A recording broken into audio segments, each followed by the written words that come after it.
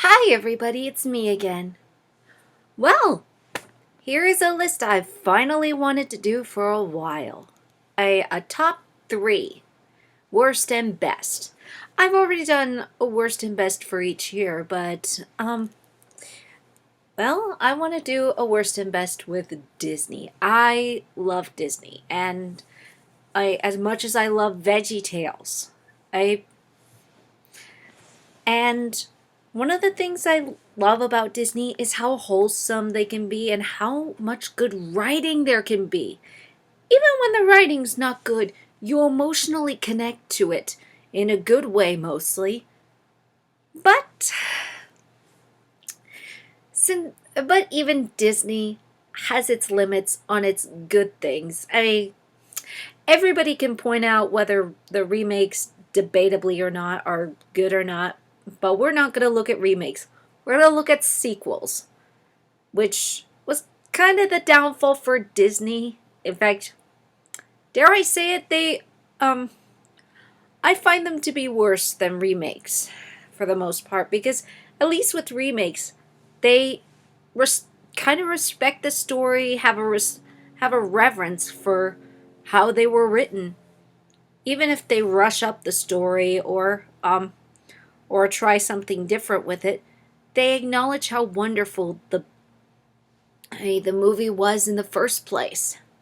The Lion King remake was a rehash, but they also knew that they could not do anything to improve what was not broken, so they just copied it.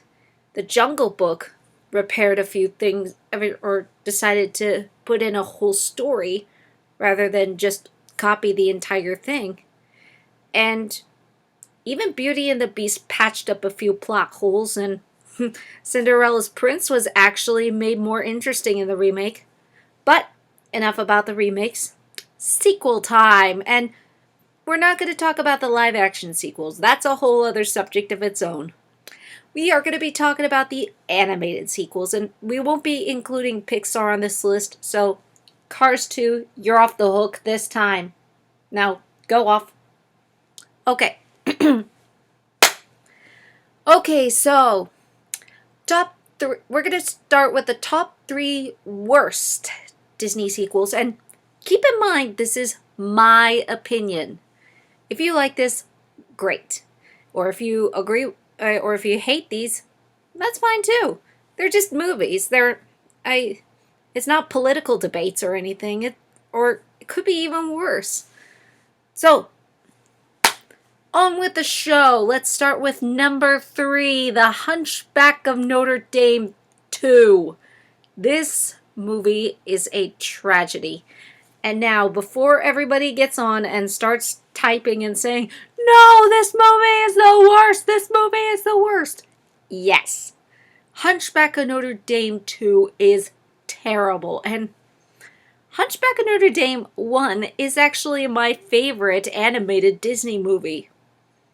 So, why in the world did I pick Hunchback of Notre Dame to be number 3? Or at least be grateful I put it in the top 3 list. Because this is one of those films where I can believe in good writing.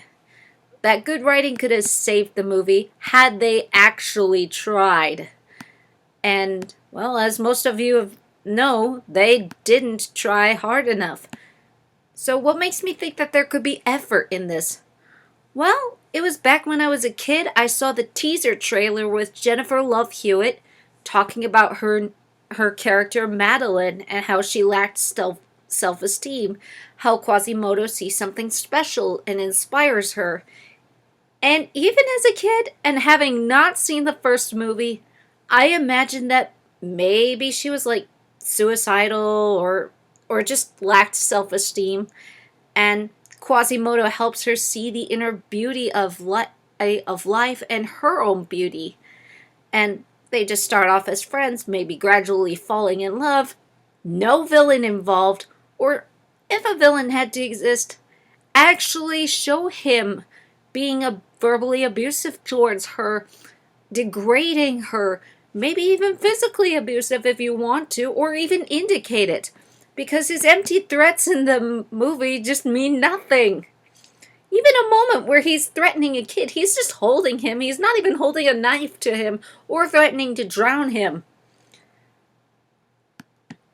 So, but why do I think that Disney could pull this off? Because, well, if the first movie could talk about genocide, racism, and lust in a G-rated movie, I cannot help but see that Disney could tackle this issue of loss of self-esteem and suicide. It would be a good lesson for kids on how to find self-esteem early in life without degrading them. And this is actually an issue that most kids nowadays do need. So why not take advantage of it? What was the result instead? Well, most of you know it. I had already seen, like I said, I've seen the first movie. It's one of my favorites, and I could not believe what the G-rated movie could get away with. But neither could I believe how much garbage the sequel had. What's wrong with it? The writing, of course. 3 hastily plots rolled into one. A festival, love, and thievery. If you're going to develop one of those stories, pick one and actually develop it. Leave the other 2 side plots because they go nowhere. The festival is so built up, and yet it's a very poor payoff. The Festival of Fools was an amazing payoff in the beginning of in the first movie, but the Festival of Love basically goes nowhere in the sequel. How about the thievery? The stupidest thing I've ever seen. Okay. And I'm not making this up. Look it up. The villain wants to steal a diamond embroidered bell that is in Notre Dame. Let me repeat that again. The villain wants to steal a diamond embroidered bell in Notre Dame. Let me make it clear that, I don't know. Notre Dame does not have such bells, and even if they did, this bell would basically not just be in a bell tower, it'd be out on display in a museum and not used for ringing, because you know what? It doesn't. Jewels do not help a bell ring. So it was completely pointless except to show that beauty is on the inside, which, by the way, how many times does this movie hammer that lesson in? It is annoying. It is annoying to see how many times they hammer it in. And they do it so in a not so subtle way at all. Oh, the bell is so common looking on the outside, but on the inside it's gorgeous and beautiful. Oh, the rosemaries look like weeds. Smell them, they're rosemaries. Beautiful on the inside. We already had that lesson in the first movie, done in a much better way and in a much better light. And also, with those 2 plots shoehorned in, it makes the romance so cheesy, so rushed, so not believable in such a way that would make Twilight look like a better love story. Yes, I said it, and I'm not retracting it. Twilight is a better love story than Hunchback of Notre Dame.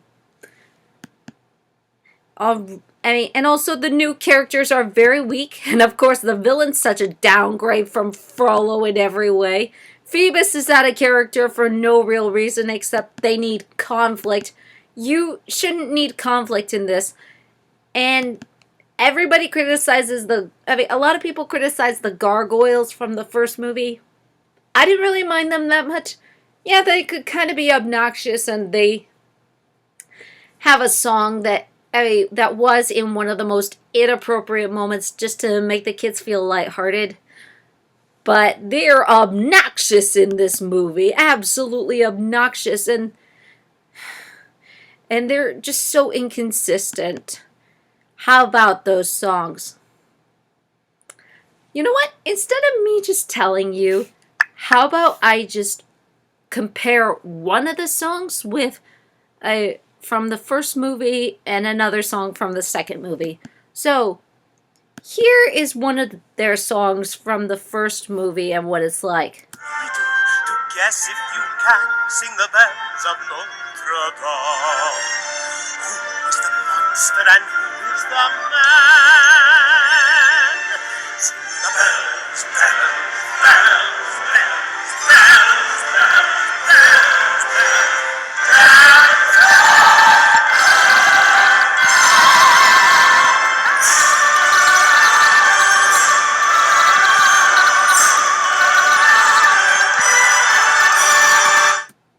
Isn't that quite powerful?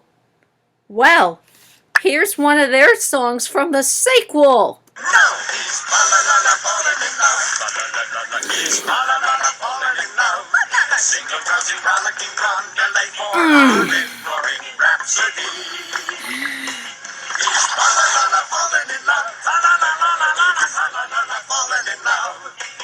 Why should we be blue? His love is true, so bid the kid adieu.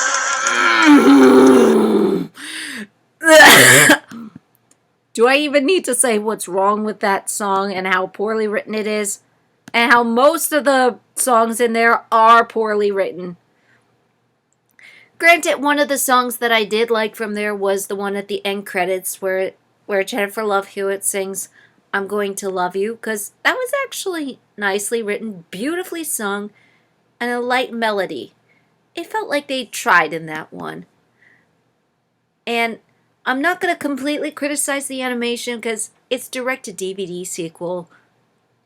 But then again, if I did not criticize it, somebody would point out something like how Beauty and the Beast, the Enchanted Christmas had better animation than the one from Hunchback of Notre Dame too. So I guess I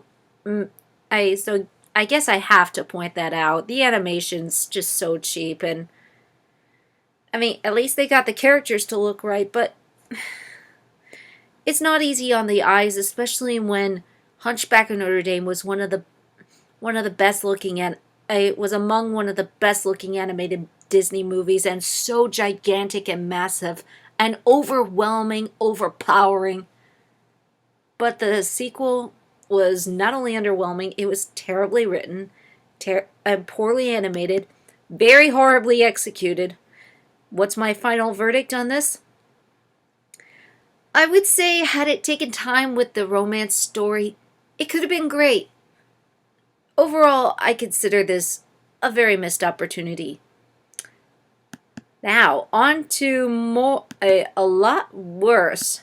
Number 2, Belle's Magical Trash. And for those of you who don't know what I mean, it is called Belle's Magical World, but I call it Belle's Magical Trash because it is horrible. Everything's just wrong with it. Oh, even just saying that this is a bad sequel is too nice to describe this one. This is definitely the worst Disney sequel ever.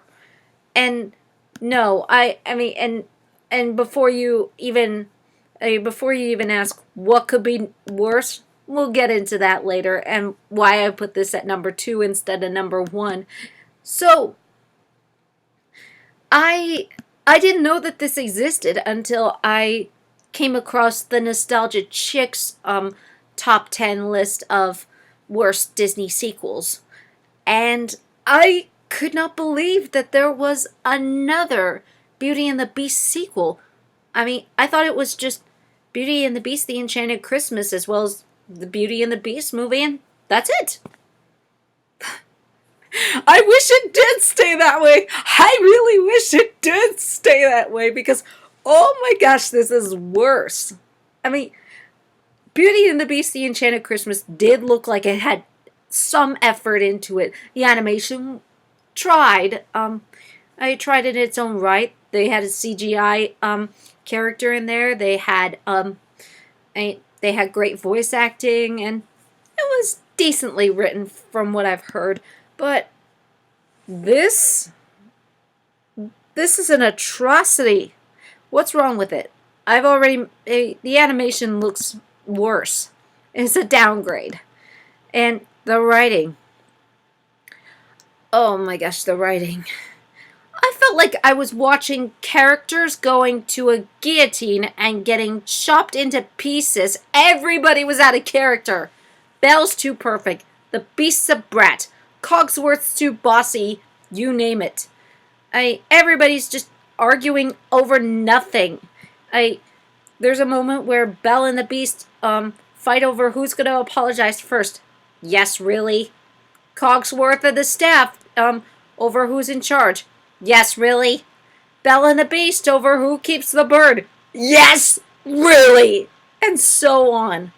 I mean, this is one of the main reasons that 3 of my friends, Alpha Lion Simba, Jonathan from Jace Watch, and especially Movie Fam from the movie universe, call this the petty arguments. Because that's pretty much what this movie is built up on. Nothing but stupid, petty arguments. But I call it trash because, well, that's all it is, through and through. And the history behind this was that it was meant to be a TV show. But even if it was a TV show, this just wouldn't work. Not only because the writers don't try really that much, and it really shows, but also because in the Aladdin and Ariel TV shows, they could go places. They could explore their worlds, have adventures. Belle's trapped in the castle. Yeah, it's a huge castle, and she could go places. But, she's limited to just the castle and the courtyard. She can't go out. She can't take her friends shopping. She can't do anything. So, yeah, she's a lot more limited than the other two. And the big question that I have about this is, if it wasn't supposed to work as a TV show, how do you expect it to work as a movie? It doesn't even work as a movie. My final verdict on it, this is definitely the worst written show and something that the writers should have apologized for. I will never apologize! Okay. I think that clears it up. Before we get into number 1, let me run through a few quick dishonorable mentions. Cinderella 2 did not feel like Cinderella at all. The Little Mermaid 3 had nothing to do with either two movies. Nice animation, and Jodie Benson still sounds amazing. Number 2, lame plots and terrible animation. And let's get to it. Now, many of you have been probably wondering, why did I not put Hunchback of Notre Dame 2 at number 1? And why did I not put Belle's Magical World at trash at number 1 if it was the absolute worst written movie? It's because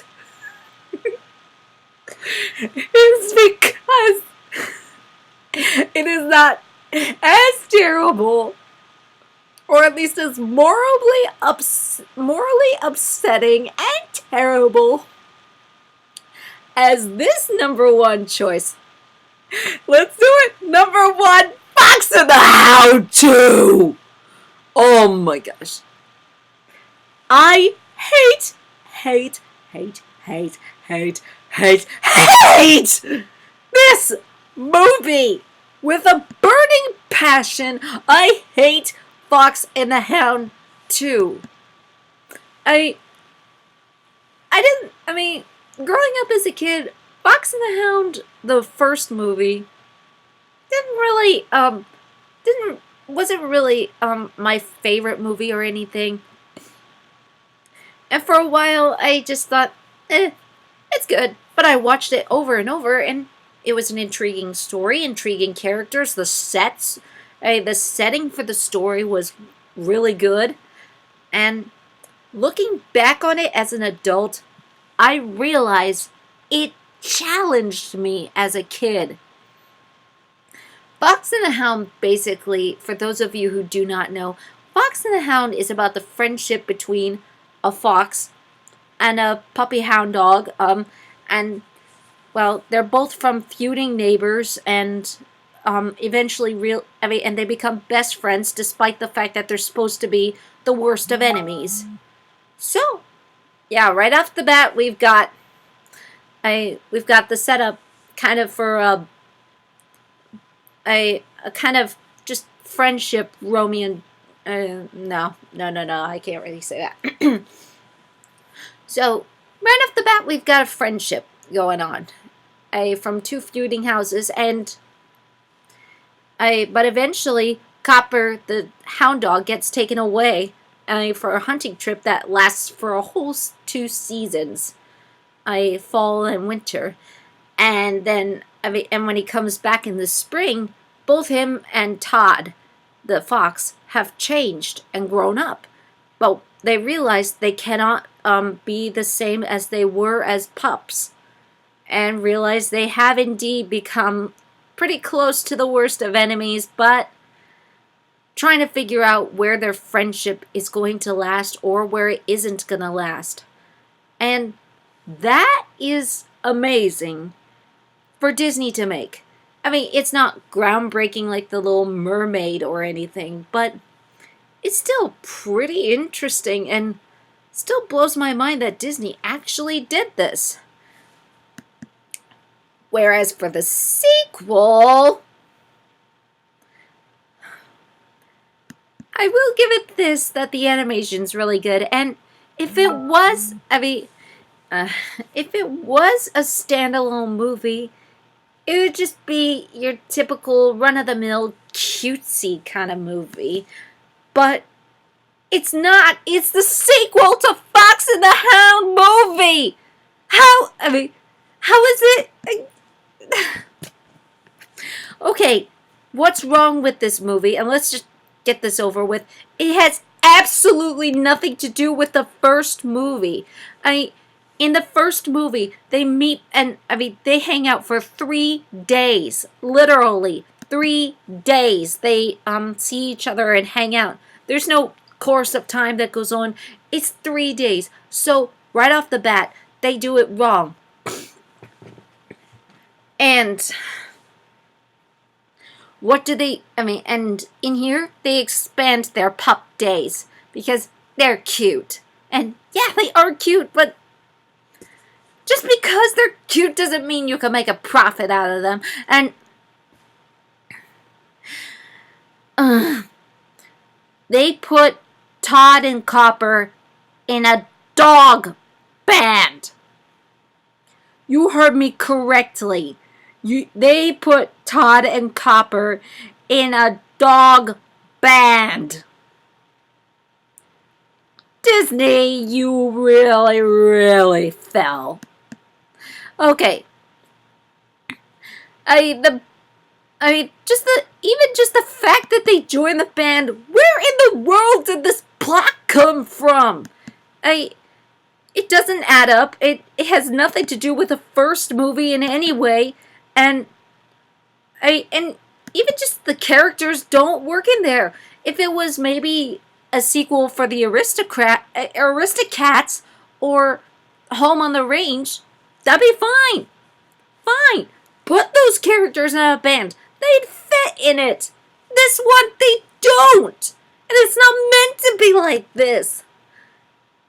And also, everything, the animation is too bouncy and slapsticky in the wrong ways, and the chases between Todd and the bigger hound, Chief, are are neither quiet nor emphasize danger like in the last movie.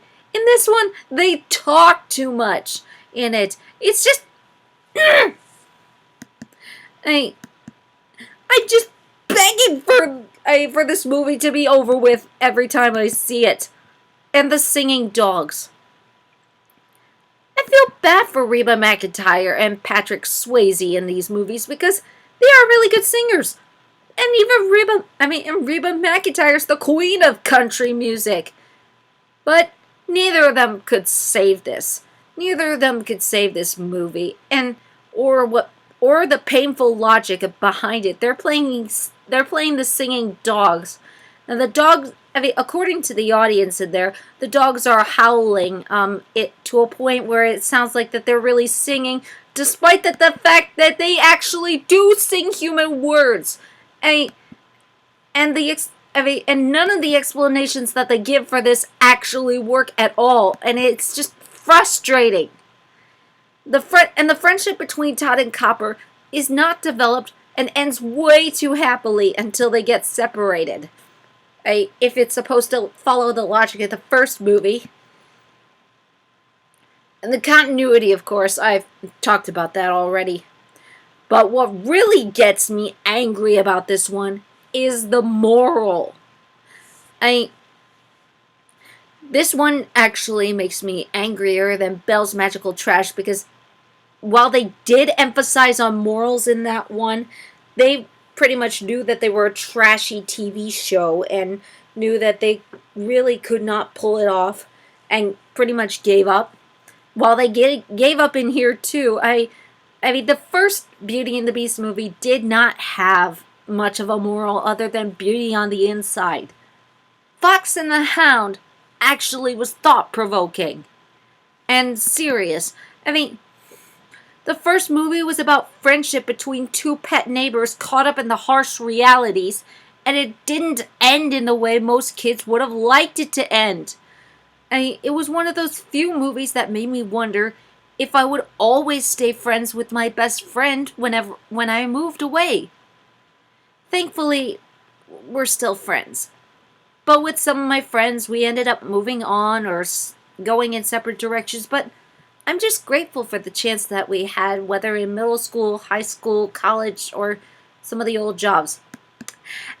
And what's the moral of this one? Lying's gonna get you exactly what you want. Think about it.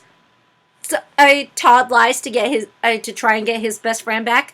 Todd lies to get the band back together. Reba McEntire's character lies to get her comrades back together. It is wrong. It's crap. And just the fact that I can't anymore. This movie agitates me every time. This movie gets me so angry to a boiling point that whenever I see that disgusting movie, I just hate it. My final verdict, smash it and burn it. This is one of the worst. If you don't think it's the worst, that's fine. If you liked it, it's okay. But why not tell me why? Or go ahead, tell me why in the comments why you liked Fox and the Hound too. Okay. That's part 1 with the worst. Join me next time for part 2 of for the best Disney sequels after I've calmed down.